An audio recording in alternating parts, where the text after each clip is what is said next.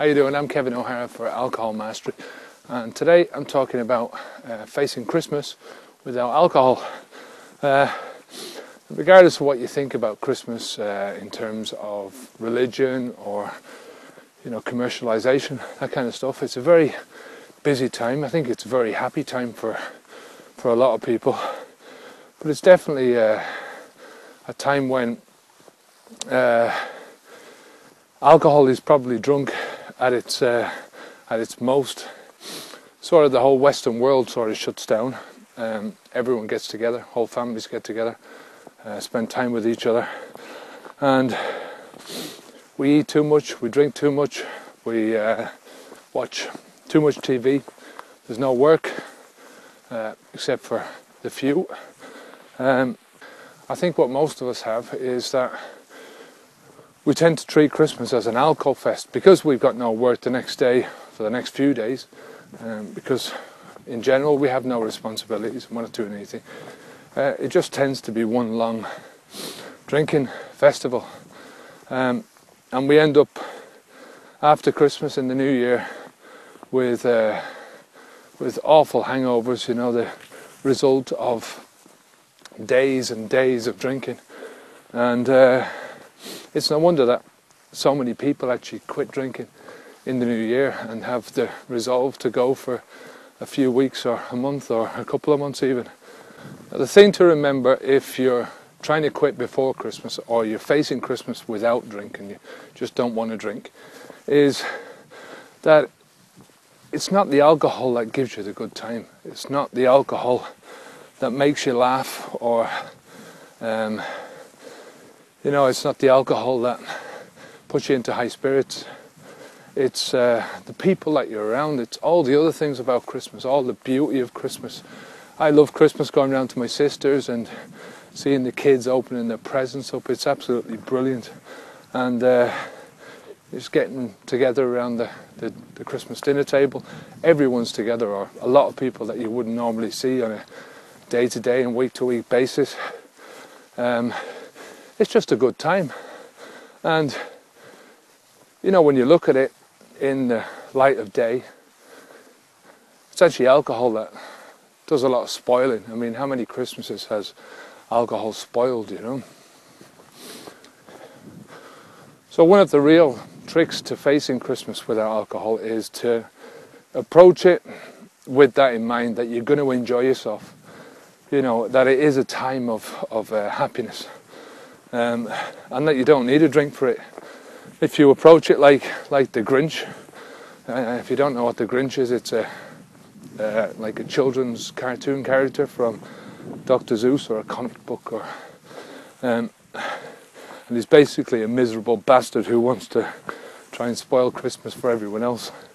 So if you approach it like that, if you approach it like it's going to be an awful time for you, then generally it'll become a self-fulfilling prophecy, and you'll have a miserable time.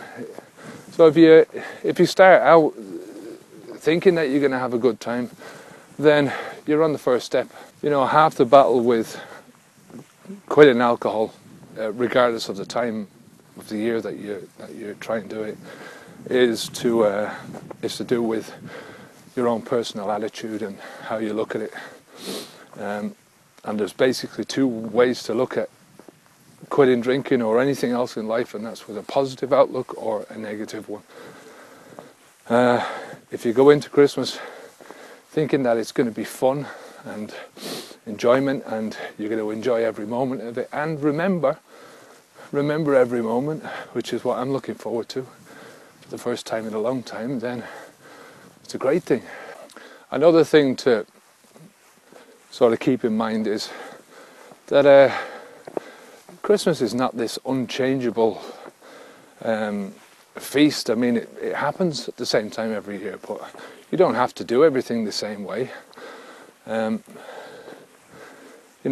you need to, then have a dry Christmas. Make sure that everyone else is having a dry Christmas.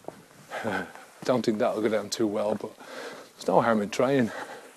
But if you change enough of the elements that you previously associated with your drinking Christmas, then it might be enough just to take the edge off it.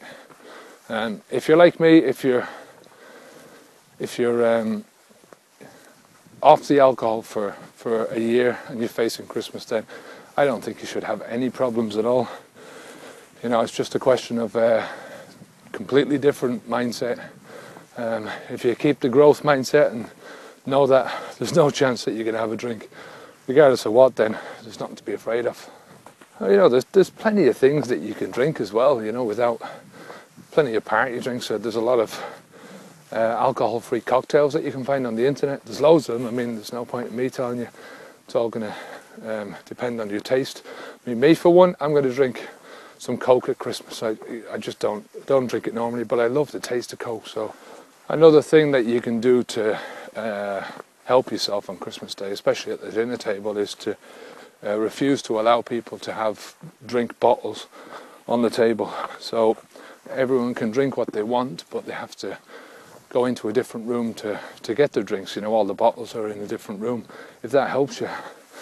I mean, at the end of the day, if you feel like you can't get through Christmas without a drink because of the way your family are going to be or your friends are going to be, just have it on your own. I mean, you know, is it a price too much to pay?